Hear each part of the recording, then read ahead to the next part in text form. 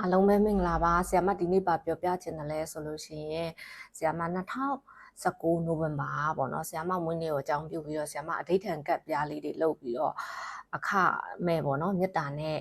ဖြန့်ဝေခဲ့တာတွေရှိတယ်ကားဂိတ်ကနေပို့ပေးခဲ့တာတောင်ရှိတယ်ပေါ့နော်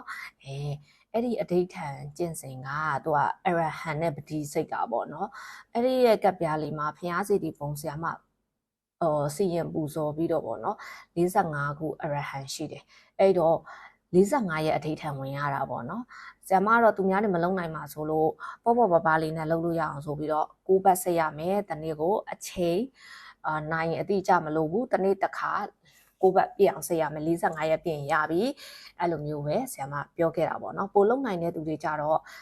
18ဘတ်28ဘတ်36ဘတ်45ဘတ်အဲ့လိုမျိုးထိလုပ်လို့ရတယ်ပေါ့နော်အဲ့ဒီအကြောင်းဘာလို့အခုပြန်ပြောတယ်လဲဆိုဟိုပြီးခဲ့တဲ့2ရက်လောက်ပါပေါ့နော်အကူတယောက်ကဆရာမရဲ့အဋိဌံကို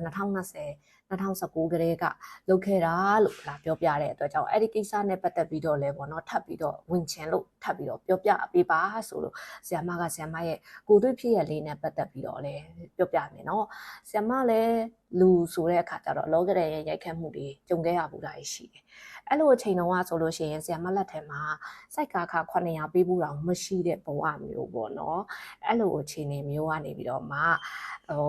အဲ့ဒီအဋိဌံပေါ့နော်အဲ့ဒါလုံရင်းနဲ့2နှစ်လောက်တေချာလောက်တာဆရာမကျတော့ဆရာမဆိုတော့ဆရာမသူများတွေလို့ကိုဘတ်မရဘူးပေါ့ဆရာမ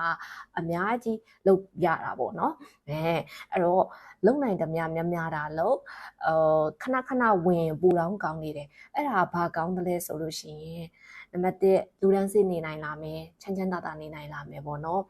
အဲ့တော့တထေးကြီးဖြစ်ဖို့ကကြတော့ဒါကတော့မသေးကြဘူးပေါ့နော်ဖြစ်ချင်လဲဖြစ်မယ်ဘာဖြစ်ဆိုတော့ကိုရှေ့အတိတ်ကပြုခဲ့တဲ့ကုသိုလ်နဲ့လည်းဆိုင်နေတာဟုတ်နော်ဒါပေမဲ့သေးကြတာလူတန်းစေနေနိုင်လိမ့်မယ်အဲ့ဒီရဲ့အဋိဌံကပ်ပြားလေးကိုဆရာမက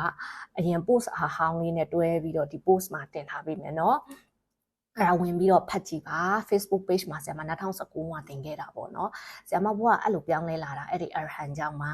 အဲ့တော့အဋိဌံပတိမစိတ်ခင်အဲ့ဒီကပ်ပြားလေးကိုအရင်ကြည့်ရမယ်ဖုန်းထဲကပဲကြည့်ဒါမှမဟုတ်လို့ရှိရင်ကိုယ့်ကို print ထုတ်ထားပြီးတော့ပဲကြည့်ရတယ်နော်အဲ့လိုလေးကြည့်ပြီးတော့မှပတိစိတ်ပါပို့ပြီးတော့ချမ်းသာလာပါလိမ့်မယ်မယုံမရှိနဲ့နော်ဒါယုံတဲ့သူတွေအတွက်ပါရှင်နောက်ပြီးတော့ဘယ်လိုပြောရမလဲတောင်းဆိုထားတဲ့သူတွေအတွက်ဆရာမထပ်ပြီးတော့မျှဝေပေးလိုက်တာပါအားလုံးပဲချမ်းသာကြပါစေလူတန်းကြီးနေနိုင်ပြီးတော့ဘဝမှာပျော်ပျော်ရွှင်ရွှင်နဲ့ကုသိုလ်တရားတွေအများကြီးအားထုတ်နိုင်ပါစေလို့ဆရာမမေတ္တာပို့ပေးပါတယ်เนาะဆုတောင်းပေးပါတယ်ဆရာမပုံညကလျာဏီပါ